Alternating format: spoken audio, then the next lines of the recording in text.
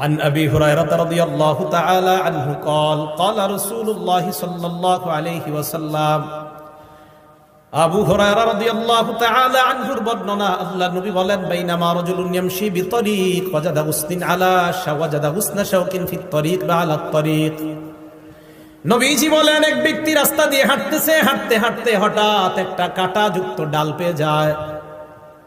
কাঁটাযুক্ত ডাল পাওয়ার পর ফাখরাহু, এই মনে করে কাঁটাযুক্ত ডালটা রাস্তা থেকে সরায়া দেয়। কোনো মুসলমান এই ডালের মধ্যে পড়ে আঘাত পেতে পারে, কোনো মানুষ কষ্ট পেতে পারে।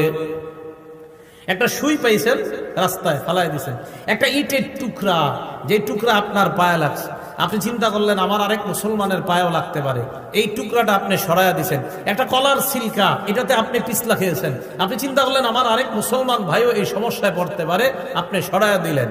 আল্লাহ নবী বলেন ফাশাকারাল্লাহ, আল্লাহ আপনার এই আমলটা এত কবুল করে নেয়, আল্লাহ আপনার প্রতি সন্তুষ্ট হয়ে যায়।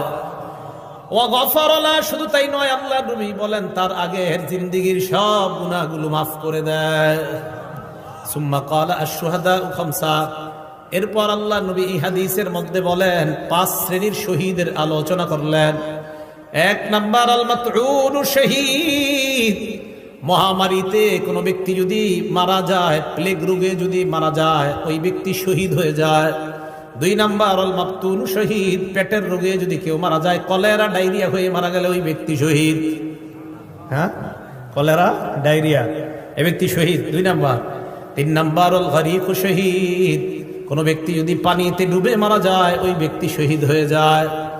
4 নাম্বার সাহিবুল হাদামি শহীদ, কোন ব্যক্তি গাছের নিচে দাঁড়ায় আছে, ডাব পরে তাল পরে মারা যায়, ছাদের নিচে দাঁড়ায় আছে, ছাদ পরে মারা যায়।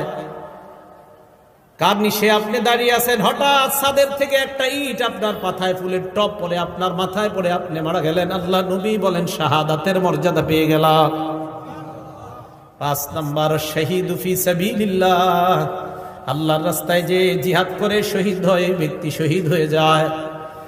হাদিসের শেষে আল্লাহ নবী বলেন দুনিয়ার মানুষ তোমরা জানো, লাউ ইয়ালামুন নাস মা ফিন নিদাই ওয়াস সাফিল আউয়াল, মানুষ যদি জানতো প্রথম কাতারে নামাজ পড়ার কি উপকারিতা, আর আজান দেওয়ার মধ্যে নামাজ আর আজান দেওয়ার মধ্যে কি উপকার, মানুষ যদি জানতো প্রথম কাতারে নামাজের কি ফায়দা, আজানের কি ফায়দা, সুম্মা লাম ইয়াজিদু ইল্লা আইয়াস্তাহিমু আলাইহি লাস্তাহামু আলাইহি, মানুষ যদি প্রথম কাতারের ফজিলত জানতো, লটারি করে হলেও মানুষ যুদ্ধ করে হলেও প্রথম কাতারে নামাজ পড়ার চেষ্টা করত।